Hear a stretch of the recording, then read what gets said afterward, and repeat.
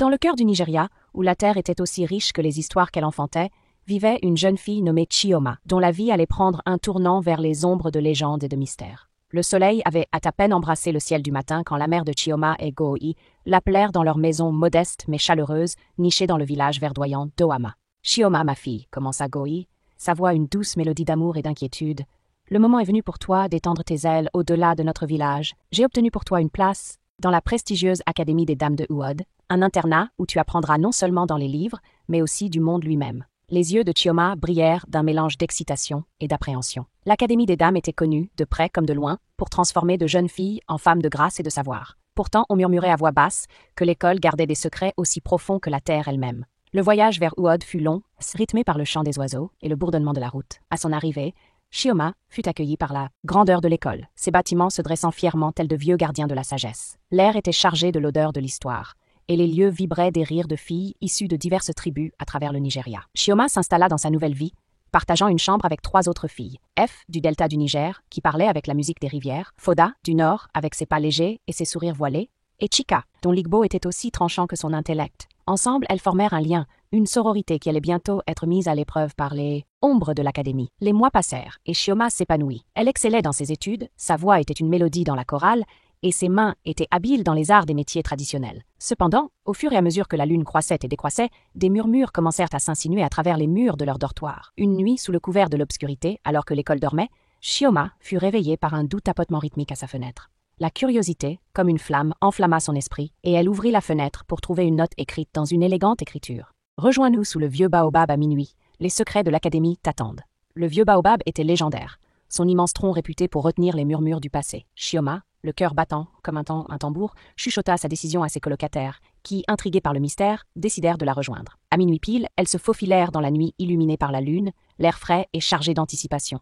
Le baobab se tenait silencieux, ses branches tendues comme des bras offrant un abri. Sous l'arbre, un cercle de filles, leurs visages obscurcis par l'ombre, attendaient. Au centre, une fille, aux yeux perçants et à l'aura d'autorité, se présenta comme Alia Watson, la chef des Sœurs de la Lune. « Nous sommes les gardiennes des connaissances que la lumière du jour rejette, » dit Alia Watson, sa voix semblable à de la soie sur de l'acier. « Nous rejoindre, c'est embrasser la nuit, apprendre les voies anciennes, protéger et préserver. » Chioma ressentit un appel, une attirance ancienne vers quelque chose de plus grand que le programme de n'importe quelle école. Elle fit un pas en avant, son cœur un mélange de peur et de désir. L'initiation devait être une série d'épreuves, chacune conçue pour tester son esprit, sa détermination et sa discrétion. La première épreuve était celle du silence.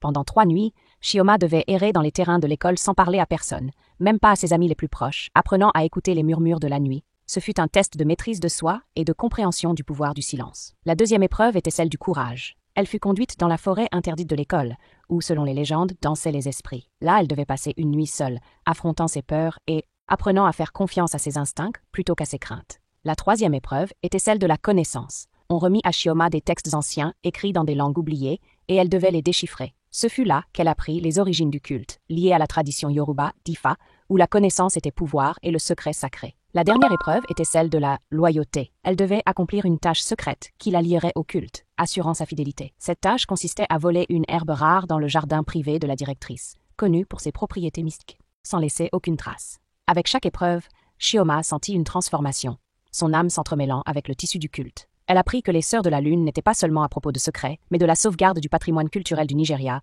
contre l'emprise du temps et les influences étrangères. Elles étaient gardiennes de traditions, guérisseuses et protectrices dans l'ombre. Lorsque Chioma acheva son initiation, on lui donna un symbole, une petite pierre de lune finement sculptée, symbolisant son nouveau rôle. Mais avec cette nouvelle identité vint un fardeau. Elle ne pourrait jamais parler du culte ni de ses activités, pas même à ses colocataires, qui n'avaient aperçu que la surface de ce monde secret. Les années passèrent et Chioma fut diplômée de l'Académie des Dames. Femme désormais, ses connaissances vastes et son esprit fort, elle retourna à Oama, mais elle était différente. Sa mère le sentit, bien qu'elle ne puisse le nommer. Chioma vivait 2 vies.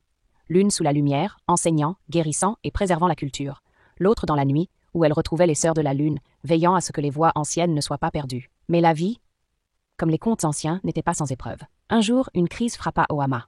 Une maladie balaya le village, déconcertant la médecine moderne. Chioma, maintenant reconnue pour sa sagesse, fut appelée à l'aide. Dans sa double vie, elle se souvint de l'herbe rare de son initiation. Avec la permission de ses sœurs, elle l'utilisa, la combinant avec des remèdes traditionnels. La maladie fut éradiquée, mais cela eut un coût. Les murmures commencèrent, la suspicion grandit et la ligne entre guérisseuse et sorcière se brouilla aux yeux des villageois. Chioma fit face à sa plus grande épreuve.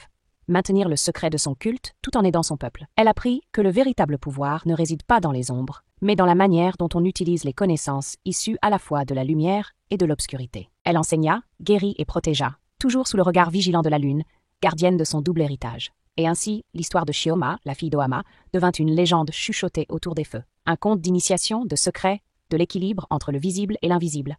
Un conte populaire qui résonnerait à travers les générations, rappelant à tous le pouvoir de la connaissance, le poids du secret et la force trouvée dans l'unité des sœurs sous la